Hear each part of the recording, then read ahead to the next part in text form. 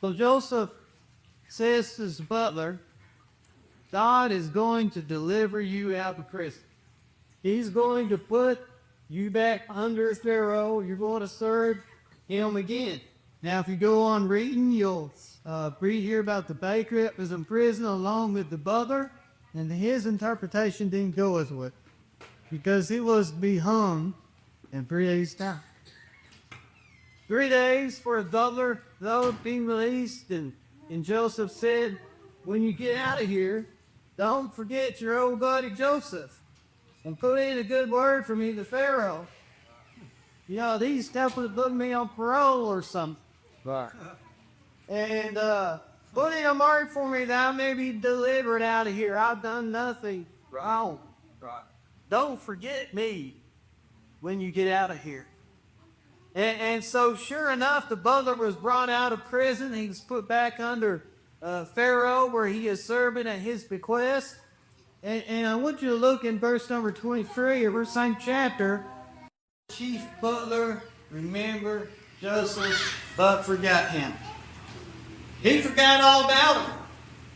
And if you turn over to chapter 41, there verse 1, and it came to pass at the end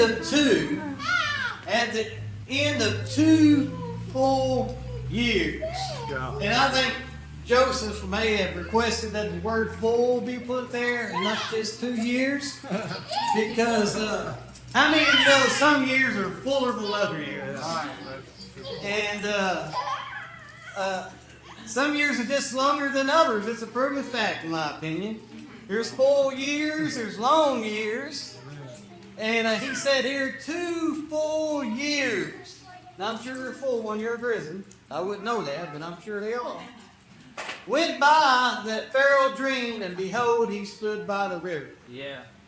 So Pharaoh has this dream, and he can't figure it out. And he calls for the magicians. He called for the wise men, and he tells them his dream, but they cannot interpret it, and they could not satisfy Pharaoh's heart. Then in verse 9 it says, Then spake the chief butler unto Pharaoh, saying, I do remember my thoughts this day. Pharaoh was wroth with his servants and put me and the chief baker, put me and ward in the captain of the guard's house, both me and the chief baker. And we dreamed a dream one night, I and he. We dreamed each man according to the interpretation of his dream. And there with us a young man, an Hebrew, servant to the captain of the guard. We told him, and he interpreted to us our dreams. To each man according to his dream he did interpret, and it came to pass as he interpreted to us, so it was me. So as me he restored under mine office, and him he hanged. So the butler said this young Hebrew locked up down there interpreted our dreams, and he was right on the money on both of them. And he said, you restored me, and you hung him. And this young Hebrew boy told us that that's exactly what was going to happen to the day that he said it was going to happen. And then verse 14, Pharaoh sent and called to Joseph, and they brought him hastily out of the dungeon. Yeah. And they brought him hastily out of the dungeon. And he shaved himself and changed his raiment and came into Pharaoh. Joseph here has been falsely accused by Potiphar's wife, and it was her pursuing him, and he denies her advances, and she grabs his coat and his garment and strips it off, and Joseph runs out, and she then turns it around and starts crying. It says, he tried to attack me, and I've got the evidence right here where he tried to attack me, and so Joseph was punished for it. He was sent to an Egyptian prison. He's in an ancient prison. And I personally don't want to be in a modern prison. But Joseph here was in an ancient Egyptian prison. Yeah. And that's where he is. And can you imagine the setting there in the prison, the filth, the darkness of living in that prison? And that's where Joseph is. We don't know how long Joseph was in that prison. We know that he was at least there 2 years, because that's how long it took for that old sorry butler to remember him. It was 2 years. Yeah. And he forgot all about his old buddy Joseph, but it was 2 years. We don't know how long he was in there before that. We do know that when he was 17, he goes into Egypt off the slave train, where he was sold by his brothers and eventually bought by Potiphar. And we know that when he was 17, all of this debacle began. His life seemingly fell apart. So pretty much his entire adulthood up to this point been pretty bad. No reason for much hope until this butler came along. And that doesn't seem to have worked out for him after 2 years. And sometimes, no hope is better than having a sliver of hope. Because if you have no hope, you don't get your hopes up. And he's just locked up in his prison, and here he is falsely accused, living the life of a prisoner. And now he's in charge of the prison. God promoted him. And I'm not sure what kind of blessing that is. He's in charge of a miserable situation now. And maybe sometimes they can describe our lives. You get to be the one in charge of all the chaos and misery. And that's Joseph here. He's in prison, and he's the number one prisoner. That's a big promotion in his life. He's in prison, the number one guy. And his prison number was 1. And we don't know how long he's been there in total, but we know that he still has that glimmer of hope. Yeah. Now, the Bible doesn't say it, and I'll just state it how I would have been. Now, I know with Joseph, there's no record of wrongdoing in the life of Joseph, really, when you read the Bible. On paper, his life's perfect. His life is exemplary. There's no wavering in his godly character. But I'll tell you how I would have been. If I would have said, hey, in 3 days, God's going to get you out of here, and you're going to get right back to Pharaoh's throne. And I was saying, do not forget me. Remember me. I've even made that butler rebuke that back to me. There was no communication. Now, what did I say? Say it back to me. So we're on the same page. I don't want there being any miscommunications. Tell Daryl, when you get there, what a brave guy I am. Tell him how I helped you out. Tell him how I interpreted this dream. Give me a good word to Pharaoh. And then, sure enough, 3 days, the butler gets out. And, man, if I had been Joseph, I'd been riding high on that hope. I'd been tidied up my cell. I would have been getting my stuff ready to just hear them call out and say, Joseph, there's a word sent, and you're being released. I would have had that open me. I would have been waiting on my Uber at the front door to take off out of there. I would have gotten everything ready. My cell would have been spotless and clean, ready for the next innocent guy. And so when they inspected my cell, I could just be released with no delay. But he sits in there, anticipating that call for him. The first night goes by, nothing. The second night, nothing. Third night, I might start asking for some of my stuff back that other way. Go on about a week, and it's starting to look pretty grim. Then a week turns into a month, and a month turns into half a year, and a half a year turns into a whole year, and then now it's over. You start thinking, I don't even know what happens to Butler. I'm stuck down here in a dungeon. I don't even know if that guy's still alive or not. Maybe I was wrong and Pharaoh hung them both. 1 year turns into 2 years, and Joseph's just back to the old prison house grind. He's back to just being content to be stuck here for who knows how much longer. Probably going to die there. Not a real high quality of life there in Egyptian prisons, I wouldn't imagine. He sits down there year after year and nothing's happening. No word from God. No word from his bunker buddy. Nobody posting his bail. He ain't got anybody but money on his books. He's just in prison. And I don't know about Joseph, but I think I would give it up on that pipe dream of anybody ever trying to get me out. But God is real good at working things out at His time. Right, yeah. And if we look back there at verse 14, I want to focus on that word, hasten. Amen. Hasten. Nothing up to this point had happened in the life of Joseph, for we know the last 2 years and whatever before that, nothing's happened. Nothing's progressed. Right. Nothing's moved. No doors are open. No prayers are answered. He's just in prison, in slavery, stuck in a cell. He's all locked up. Nothing changing. But one day, Pharaoh sent and called, and they brought Joseph hastily out of the dungeon. And did you know that God can change in one day what has seemed immovable for so long that you just given up hope that nothing could be moved?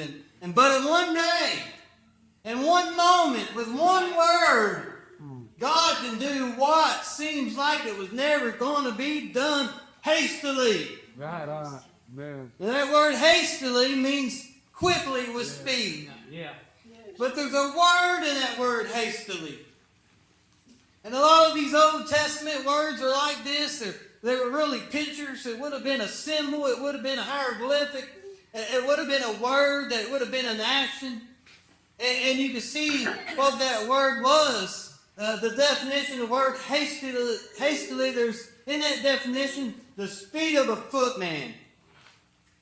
The speed of a footman. There were soldiers that excelled with speed in their running ability. Yeah. Those footmen were soldiers. They were employed by the Egyptian military, and this has been a thing throughout different kingdoms, but specifically in the Egyptian army, there were footmen that were fast runners. Now I'm talking road runner speed. They were fast. But one of the things about those footmen soldiers were that they were assigned to the chariots that would go out to battle. And these were some fast guys. They would assign footmen soldiers to the battalions of the chariots that were pulled by the horses, and the footmen were as fast as the horses. And when that chariot, now if I want to be in the battalion, I want to be on the chariot side of it, but I want to be on my chariot. But they would put those runners alongside those chariots. And imagine this, historically it's documented that they were so fast that they would run beside the chariots in battle. And when those chariots would run into obstacles, when those chariots would run into down trees or terrain, or something they could not cross, those footmen that were running beside the chariot, they were there to clear the way so that the chariot can fulfill its mission and go through with what the king has sent it to do. They would run into battle alongside of those chariots, and they would often overtake the enemy's chariots. They were a ground force that were assigned to those cavalry units of chariots, and they were as fast as horses. And if there was an obstacle, they were trained just to clear the way so the king's soldier could get through. Yeah. And I was thinking a lot of times in our life, those things we've been praying for, those things we've been believing God for, those things that God said He was going to do, a lot of times there's obstacles in the way.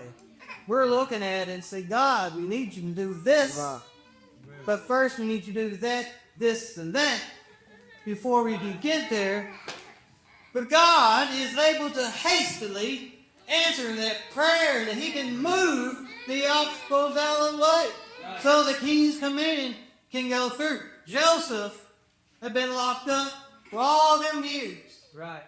And when Pharaoh heard about his ability to interpret dreams, he sent one of those footmen soldiers with a word to the dungeon. Go get him. Right. And go get him now.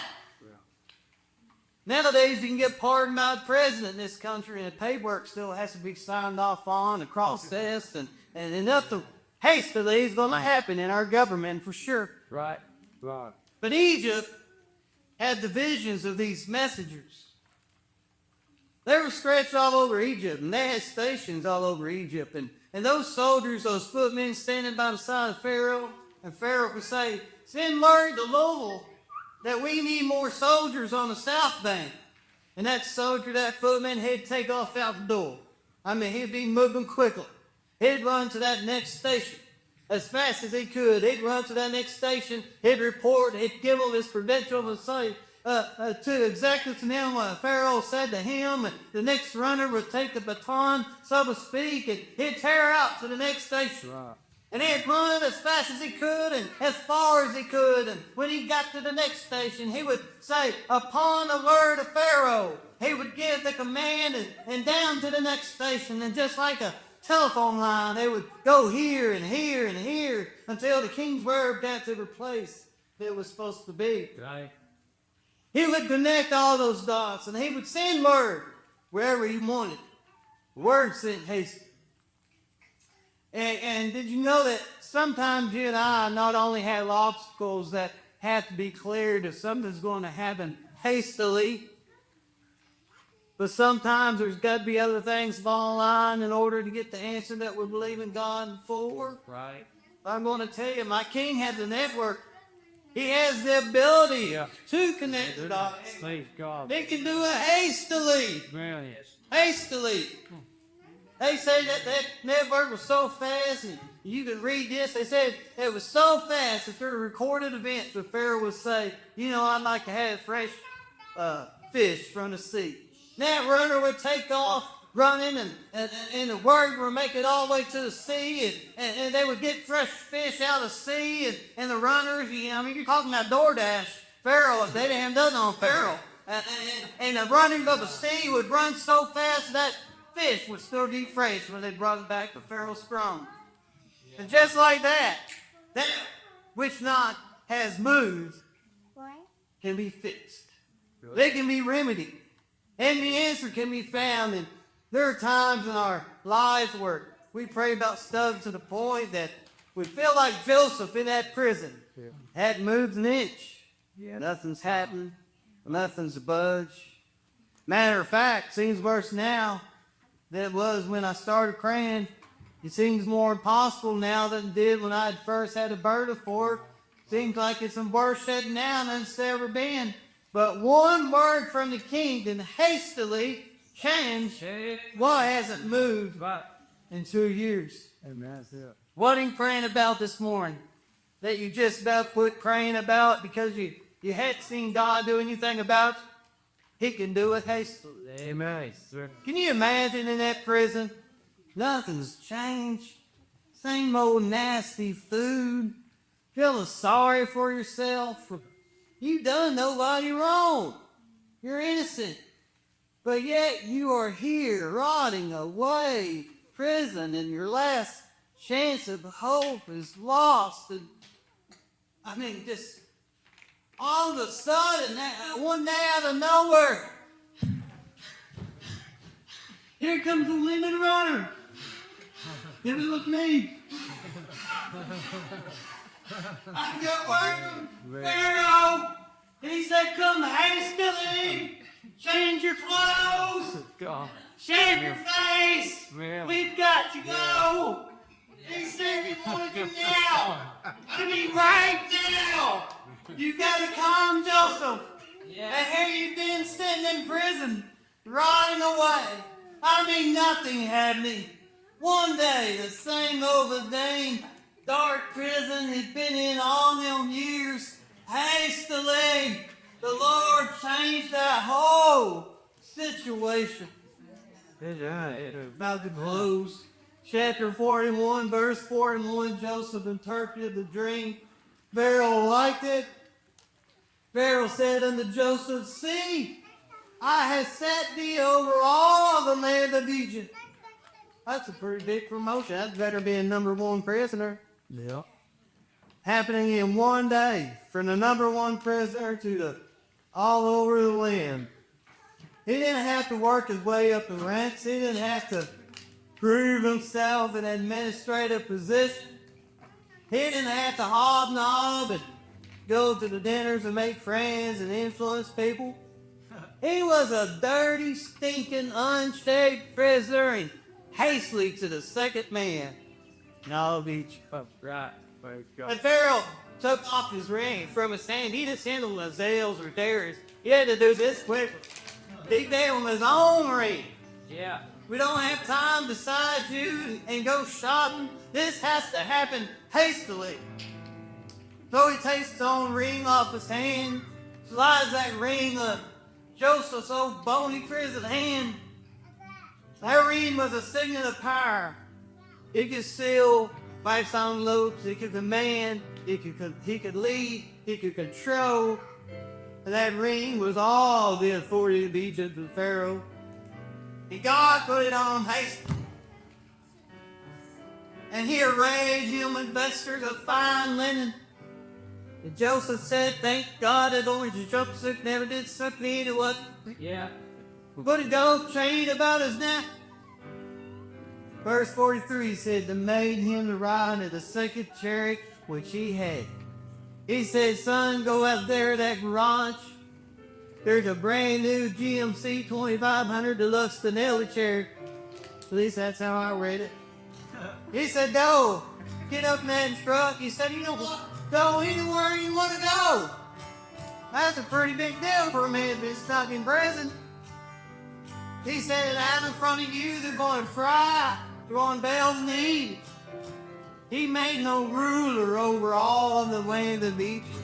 And Pharaoh said unto Joseph, I am Pharaoh, and without thee shall no man lift up his hand or foot in all the land of Egypt. He said, son, ain't nobody gonna do anything unless you say they can. A pretty drastic change in that situation. And it all happened hastily. And one day, Hastily gave him a wife. He went out all over the land of Egypt. Got him a new trial, new pulse, new ring, gold chain, new pickup truck. Married all hastily after leaving prison. Can you imagine waking up in prison, dirty, unkempt, this old prison guard, going about the duties in the prison, and before the sun goes down, you're a new second in command, new child, new clothes, new ring, new chain, new wife, new ride. You can just go whatever you want to go, do whatever you want to do. You know, reading that, I sort of like when I got saved. I was an old dirty critic, living in a life of sin, with no hope. But hastily, Praise God. one day that changed. Now I went from a prisoner in my sin to a child of the King. Okay. Hastily. That stuff we're praying about, that stuff that you're praying about, God's the same God. Has not changed. And He can fix for you hastily, which you're believing Him for. Don't give up, don't give up on God. Time's always right. It is an appointed time, and He will not be late. It may not take Him long to do it. Once He gets there, He's able, hastily able.